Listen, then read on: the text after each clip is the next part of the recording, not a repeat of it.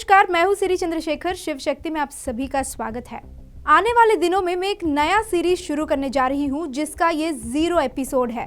जब मैं उत्तर भारत में हो रहा जबरन धर्मांतरण के बारे में अपना शोध शुरू की, तब मेरे मन में एक संदेह आया कि गोवा इंक्विजिशन, ब्रिटिश राज एक्सेट्रा एक्सेट्रा इन सब के बाद भी आज भी पंजाब, हरियाणा जैसे राष्ट्रों में कैसे मिशनरियां शांति और प्यार का ठेकेदारी लेकर अपना व्यापार कर रहे हैं। तब मुझे पता चला कि उत्तर भारत में मिशनरियां इसीलिए जीवित हैं क्योंकि वहां के हिंदुओं को उन पर एक तरह का राय है कि ये खाली शांति की बातें करते हैं। अगर वे लोगों का धर्मांतरण भी कर लेंगे तो क्या ही होगा, क्योंकि हम सनातनी धर्म अनेक पर परमेश्वर एक वाले बातों को जो मानते हैं। तो ऐसे सोच रहे मासूम हिंदू भाई बहनों के लिए ही मैं क्रिस्लाम सीरीज को शुरू करने जा रही हूँ। अब कुछ ही दिन पहले उदयपुर में हुआ एक हिंदू की हत्या से कई हिंदुओं का आंखें खुल गई। तो इस क्रिस्लाम सीरीज के बारे में आपको और भी ज्यादा स्पष्टता देने के लिए आपको एक छोटी सी उदाहरण देती हूँ। आप 5 स्टार का एडवर्टाइजमेंट देखे होंगे। रमेश सुरेश? हाँ, तो इस्लाम और क्रिश्चियनिटी भी ठीक ये रमेश सुरेश के तरह जुड़वा भाई ही हैं। पर आज भी कई सारे हिंदुओं को ये गलत फहमी है कि कहीं ना कहीं क्रिश्चियनिटी हिंसा को प्रोत्साहित नहीं करता, कबूतरों को दिखाने वाला धर्म है।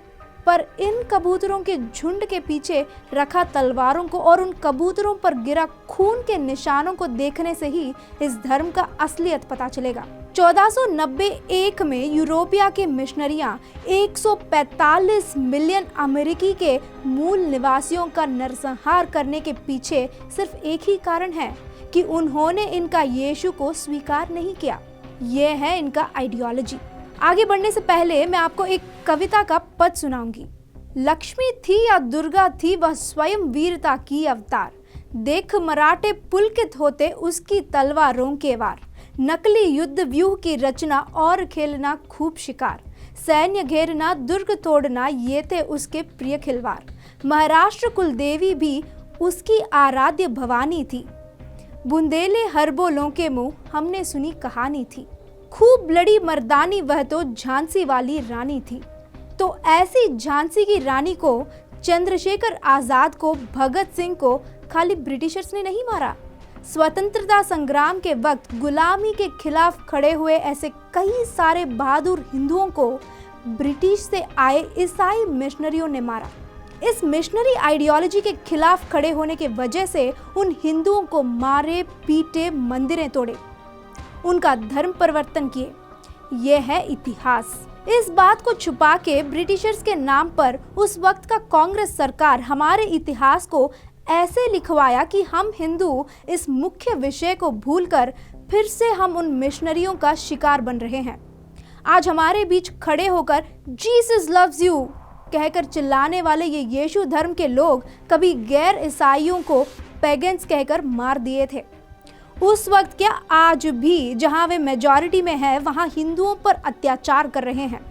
आने वाले दिनों में इस रमेश और सुरेश, वही इस्लाम और क्रिश्चियनिटी, दोनों एक कैसे हैं और किस तरह से गैर विश्वासियों को सत्यानाश किए और आज भी वे क्या चाहते हैं, इन सब पे डिटेल में वीडियो बनाऊंगी।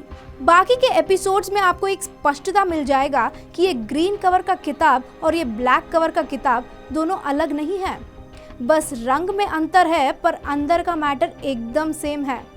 बाइबल गॉड यहोवा के आज्ञा और कुरान में अल्लाह का आज्ञा दोनों एक ही है। दोनों ही गैर विश्वासियों के खिलाफ, मूर्ति पूजकों के खिलाफ ही बने हैं। क्रिश्चियनिटी के हिसाब से यीशु बाइबल गॉड का बेटा है और इस्लाम के हिसाब से यीशु सिर्फ एक प्रवक्ता है। जब तक हम हिंदू इन धर्मों का मूल सिद्धांतों को नहीं जानते हैं, तब तक इन किताबों के द्वारा मूर्ति पूजकों के खिलाफ फैला रहा नफरत को नहीं रोक पाएंगे। क्रिस्लाम सीरीज का एपिसोड 1 में फिर मिलेंगे। जय श्री राम।